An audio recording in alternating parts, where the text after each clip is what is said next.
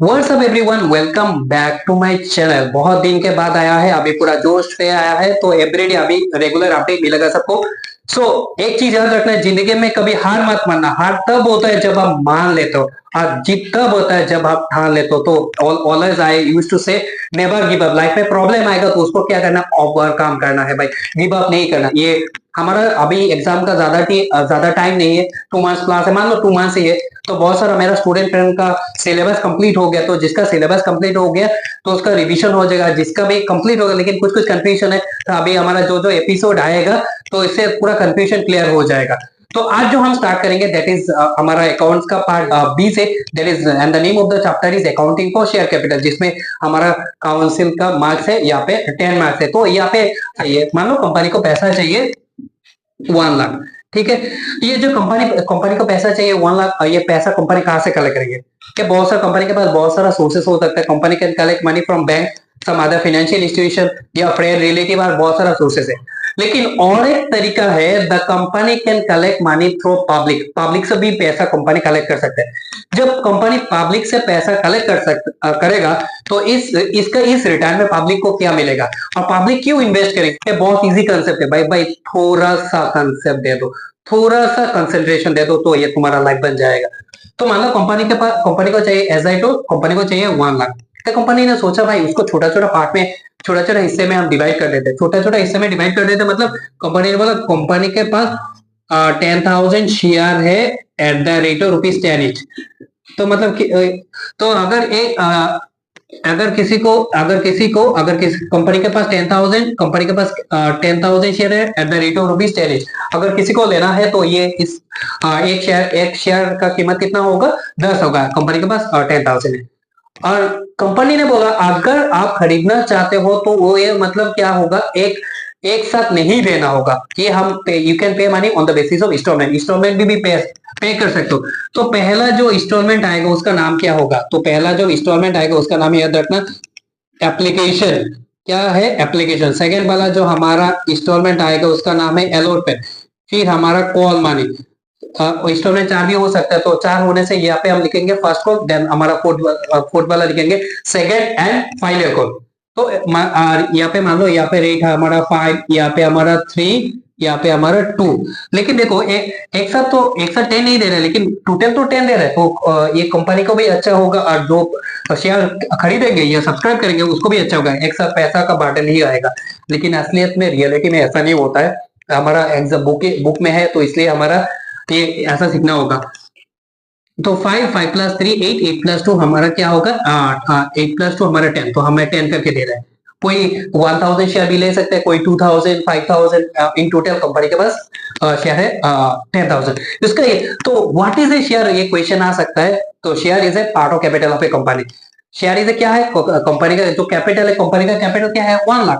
Company capital का part ही हम share बोलते हैं, तो इसलिए हम बोलेंगे share is a part of capital of A company. ये जो हमारा कैपिटल है, ये कैपिटल का पार्टी हमारा क्या होता है? कैपिटल का पार्टी हमारा शेयर होता है, ठीक है। और इन रिटर्न में मतलब मान लो हमने खरीदा एबीसी कंपनी का शेयर, तो इन रिटर्न में कंपनी मुझे क्या देंगे? कंपनी मुझे देंगे हिस्सा। हिस्सा मतलब प्रॉफिट। मतलब मान लो मैंने खरीदा, कंपनी के पास 10,000, तो मैंने खरीदा 1,000। तो 1,000 शेयर 10 करके इस बेसिस में हम देंगे। तो 1,000 इंटू 10 मतलब हमें 10,000 देंगे। तो कंपनी के पास, कंपनी को कितना चाहिए? 1 लाख। और हमने कितना पैसा दिया? हमने पैसा दिया 10,000। तो उसका मतलब क्या है? हमारा जो कंपनी का जो ओनरशिप है, ये 10% मेरे पास रहेगा। तो ये हो सकता है, हाँ, कंपनी का जब प्रॉफिट होगा, जितना भी प्रॉफिट होगा 10% तुमको मिलेगा। एट द सेम टाइम अगर लॉस होने से लॉस भी बाय बियर करना पड़ेगा।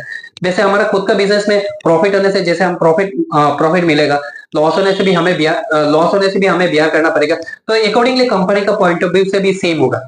तो अभी हमारा क्या होगा? हमारा एग्जाम पॉइंट ऑफ व्यू हम पढ़ते हैं। ये याद रखना, हर इंस्टॉलमेंट के लिए कितना जर्नलिटी होगा?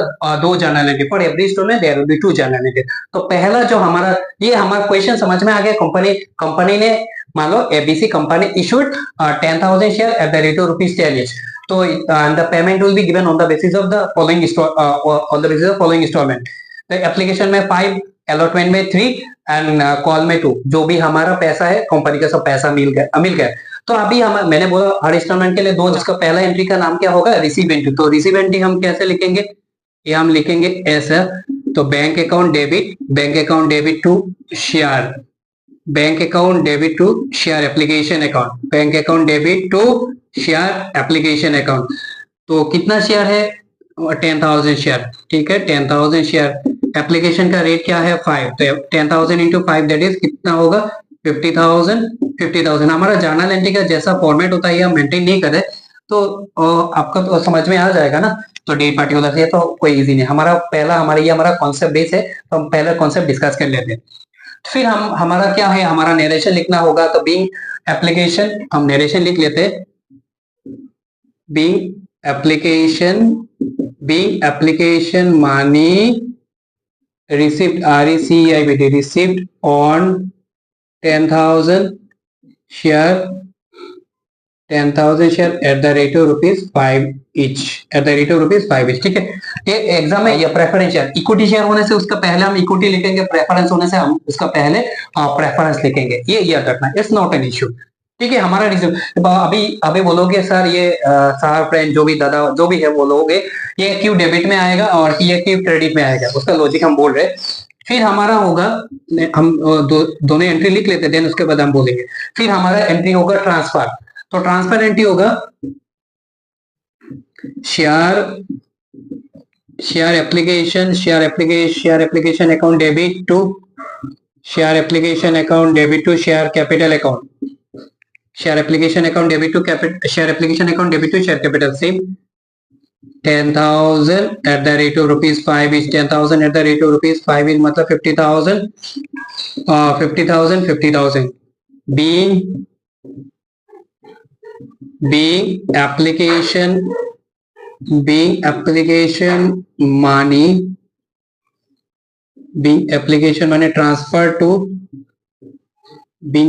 money transfer to share capital account, being application money transfer to share capital. अभी ये समझना होगा क्यों ये डेबिट में आया, क्यों ये क्रेडिट में आएगा।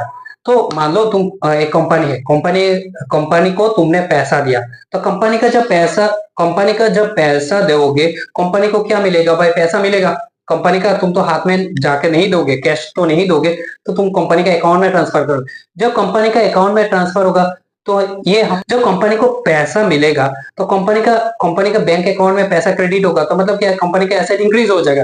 तो एसेट इंक्रीज होने से हमारा फर्स्ट टाइम में पढ़ाई क्या, मॉडर्न अप्रोच का रूल क्या है? When there is an increase in the asset it is क्या है बोलो? It is debited. जब there is an increase in the asset it is debited, तो इस हिसाब से हमारा डेबिट हुआ।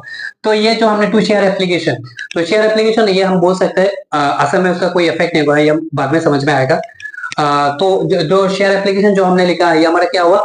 रेवेन्यू या लाइबिलिटी इंक्रीज हुआ। तो रेवेन्यू या लाइबिलिटी इंक्रीज होने से क्रेडिट होता है। तो इस हिसाब से जब हम पैसा लेंगे, कंपनी जो पैसा लेगा तो कंपनी का रेवेन्यू इंक्रीज होगा, या और दूसरी तरह से भी हम सोच सकते हैं कंपनी का लाइबिलिटी इंक्रीज हो जाएगा। तो लाइबिलिटी या रेवेन्यू इंक्रीज होने से क्रेडिट होता है। तो ये इसलिए हमारा क्रेडिट हुआ है। पैसा हमारा ट्रांसफर हमारा कैपिटल में होता है। तो हमने जो शेयर एप्लीकेशन क्रेडिट में क्या है, हमें क्या करना होगा? डेबिट में share application account debit to share application हमने क्रेडिट में किया तो उसको हमें ट्रांसपेरेंटी में क्या करना होगा? ट्रांसपेरेंटी में इसको हमें डेबिट में करना होगा। तो शेयर एप्लीकेशन क्रेडिट में 50,000, शेयर एप्लीकेशन डेबिट में 50,000 में उसका कोई इफेक्ट नहीं है, ठीक है। तो किसमें ट्रांसफर होगा? To share capital. तो हमने जो यहाँ पे बोला था रेवेन्यू या लाइबिलिटी इंक्रीज हुआ है, तो यहाँ पे हमारा रेवेन्यू या लाइबिलिटी डिक्रीज हो जाएगा। लेकिन हमारा इंक्रीज क्या होगा? कैपिटल इंक्रीज होगा। कोई भी ट्रांजैक्शन बिजनेस में कोई भी ट्रांजैक्शन होने से दो चीजें होता है। मतलब मान लो तुम बिजनेस में ना तुमने सामान सेल किया, तो जब हम सामान सेल करते तो पैसा मिलेगा तो एसेट इंक्रीज होगा, और जो पैसा मिलेगा ये तुम्हारा क्या है? ये तुम्हारा भाई कैपिटल है, क्योंकि ये पैसा फिर से हम रीइन्वेस्ट करेंगे। तो हमारा कंपनी का पॉइंट ऑफ व्यू से भी सेम, जो कोई भी ट्रांजैक्शन होता है तो हमारा क्या होता है? एसेट इंक्रीज होता है और कैपिटल इंक्रीज होता है। एसेट इंक्रीज होने से डेबिट और कैपिटल इंक्रीज होने से क्रेडिट। तो समझ में आया? पहला जो हमारा एंट्री है ये बहुत इंपॉर्टेंट है पहला, क्योंकि इसका बेसिस से हम नेक्स्ट एंट्री भी इजीली कर पाएंगे। तो पहला एंट्री हमारा रिसीव एंट्री है। रिसीव एंट्री हमारा क्या होगा? Bank to share application. तो सेकंड एंट्री हमारा क्या है? ट्रांसफर एंट्री क्या होगा? Share application account debit to share capital.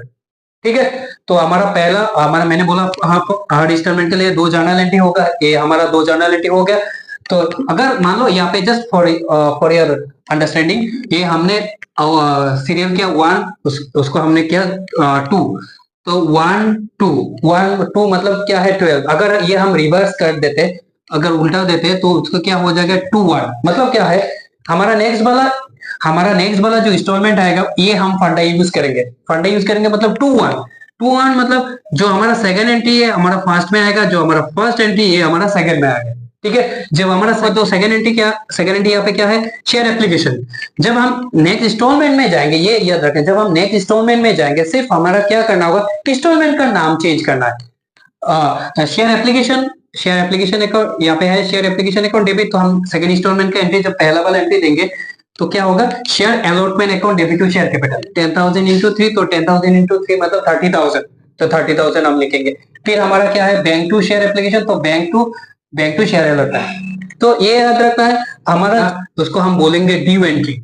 Due मतलब जो कंपनी का मतलब सेकंड इंस्टॉलमेंट का टाइम हो गया, जैसे हमारा मोबाइल का रिचार्ज या टीवी का रिचार्ज खत्म होने से हमारा रिमाइंडर देते हैं ना, तो कंपनी भी ऐसा एक नोटिस लेके जो जिसने शेयर सब्सक्राइबर को या जो भी पब्लिक ने शेयर खरीदा उसको एक रिमाइंडर देंगे, तुम्हारा ये ड्यू टाइम हो गया, उसके लिए तुम्हें पैसा पेमेंट कर, इसलिए जस्ट रिमाइंडर, तो उसको हम बोलते हैं ड्यू एंट्री। तो ड्यू एंट्री हमारा क्या है 1 to 2 1, तो 2 हमारा 2 वाला सेकंड वाला एंट्री हमारा फर्स्ट आ जाएगा। तो हमारा सेकंड वाला एंट्री क्या है, share application account debit to share capital. तो हम क्या करेंगे, शेयर यहाँ पे एप्लीकेशन का हमारे इंस्टॉलमेंट का नाम क्या है अलॉटमेंट, तो हम लिखेंगे शेयर अलॉटमेंट। तो share allotment account debit to share allotment account debit to share capital account, share allotment account debit to share capital account. ठीक है, हमारा 10,000 शेयर है और कितना करके अलॉटमेंट का रेट क्या है 3, तो 10,000 इंटू 3, 10,000 इंटू 3 मतलब 30,000, 10,000 इंटू 3 30,000 हो गया। तो उसको हम ड्यू एंट्री, तो हम क्या लिखेंगे, being allotment money due on 10,000, being allotment money due on 10,000 share at the rate of ₹3 each। ठीक है, समझ में आ गया हमें क्या कैसा लिखना होगा, being allotment money due on 10,000 share at the rate of ₹3 each। तो उसके बाद हमारा क्या होगा, जब हम क्या करते हैं ना, जब हमारा रिमाइंडर आता है मोबाइल में, हमारा रिचार्ज खत्म हो जाएगा 2 दिन के अंदर या टीवी रिचार्ज, तो हम रिचार्ज करते हैं ना, तो सिमिलरली जब हम रिमाइंडर देते हैं तो कंपनी जब रिमाइंडर देंगे तो कंपनी को इसके बाद क्या होगा, इसके बाद कंपनी को पैसा मिलेगा, उसके बाद क्या होगा कंपनी को पैसा मिलेगा। तो पैसा मिलेगा मतलब यहाँ पे हम लिख रहे, तो पैसा मिलेगा मतलब क्या है रिसीव एंट्री, पैसा मिलेगा मतलब क्या है रिसीव एंट्री। तो 1 2 2 1 वाला एंट्री सेकंड में जाएगा ना, तो 1 हमारे, तो हम लिखेंगे बैंक अकाउंट डेबिट। ठीक है, bank account debit to share, क्या है हमारा टू शेयर एप्लीकेशन है ना, तो हम लिखेंगे हमारा सिर्फ इंस्टॉलमेंट का नाम चेंज करना है, to share allotment account, bank account debit to share, bank account debit to share allotment. तो कितना है 10,000 इंटू 3, 10,000 इंटू 3 मतलब 30,000, 30,000। ठीक है, 10,000 इंटू 3 मतलब 30,000। क्या लिखेंगे narration, being allotment money received on 10,000, being allotment money received on 10,000 share at the rate of ₹3 each। ठीक है, ये हमारा हो गया। तो हमारा इसका भी दो ये ड्यू एंट्री, उसका एप्लीकेशन के टाइम हमारा फर्स्ट एंट्री का नाम क्या होता है रिसीप्ट, फिर उसके बाद हमारा नाम क्या होता है ट्रांसफर। अलॉटमेंट के टाइम हमारा फर्स्ट एंट्री का नाम क्या होता है ड्यू एंट्री का नाम क्या होता है रिसीव एंट्री। ठीक है, सिमिलरली हमारा जब नेक्स्ट जो हमारा यहाँ पे हमारा 3 इंस्टॉलमेंट है, 4 इंस्टॉलमेंट भी हो सकता है, तो 4 इंस्टॉलमेंट होने से भी सेम फंडा यूज होगा 2 1 मतलब जो हमारा सेकंड वाला एंट्री है हमारा फर्स्ट आ जाएगा, और हमारा जो फर्स्ट वाला एंट्री है हमारा सेकंड जाएगा, और हमारा एंट्री का नाम सेम ही होगा ड्यू एंट्री। क्या होगा ड्यू एंट्री। तो हमारा अगर ये हम खरीद ये I think you will be able to do from your side, मतलब ये इसका एंट्री कॉल मनी का एंट्री डालो, सबने रिकॉर्ड करो। तो कैसे होगा हम बोल देते हैं ड्यू। ये यहाँ पे जो हमने यहाँ पे ब्रैकेट में लिखा रिसीव, ट्रांसफर, ड्यू, रिसीव, ये सब एग्जाम में लिखने का जरूरत नहीं है, जस्ट फॉर योर अंडरस्टैंडिंग हमने ये लिखा। तो हमारा सेकंड 212 हमारा क्या है, शेयर एप्लीकेशन। तो हम क्या लिखेंगे, शेयर ये कॉल है तो हम लिखेंगे, ये हम लिख सकते हैं call to share first and final call. अगर ये हमारा 4 इंस्टॉलमेंट होने से फर्स्ट कॉल लिखेंगे, देन उसके बाद हमारा लिखेंगे सेकंड एंड फाइनल। तो यहाँ पे हमारा 3 ही इंस्टॉलमेंट, तो हम लिखेंगे first and final call. Share लिखेंगे share first and final call. Share मैंने बोला इक्विटी शेयर होने से इक्विटी लिखेंगे, प्रेफरेंस होने से प्रेफरेंस लिखेंगे। तो हम लिखेंगे to share first and final call account debit to share capital account. Share first and final call account debit, share first and final call account debit to share capital account to 2 that is 20,000। ठीक है, हमारा हो गया due entry. फिर हमारा due के बाद हमारा क्या एंट्री होता है, यहाँ पे ड्यू के बाद हमारा क्या होता है, रिसीव एंट्री होता है। तो 1 to 211 हमारा क्या है, बैंक अकाउंट। हम बैंक अकाउंट लिखेंगे। टू शेयर एप्लीकेशन है तो हम शेयर एप्लीकेशन नहीं लिखेंगे, तो bank account debit to share first and final call. Bank account debit to share first and final call. तो सेम 10,000 into 2 दैट इज 20,000। ये हमारा जो है एक सिंपल सा कंसेप्ट, पहला हमारा बेसिक फंडा, बेसिक कंसेप्ट हमने इस एपिसोड में हमने डिस्कस किया। आई होप हमारा ये जो हमने डिस्कस किया कंफ्यूजन क्लियर, मतलब कंसेप्ट आ गया, कंसेप्ट क्लियर हो गया। अगर किसी का कोई प्रॉब्लम होने से, किसी कॉन्सेप्ट में प्रॉब्लम होने से, you can drop A message, I will give the clarification from my side. So next हमारा जो एपिसोड आएगा पूरा ये advance. So this is all about today discussion. I hope you like it and thank you for watching. जय हिंद।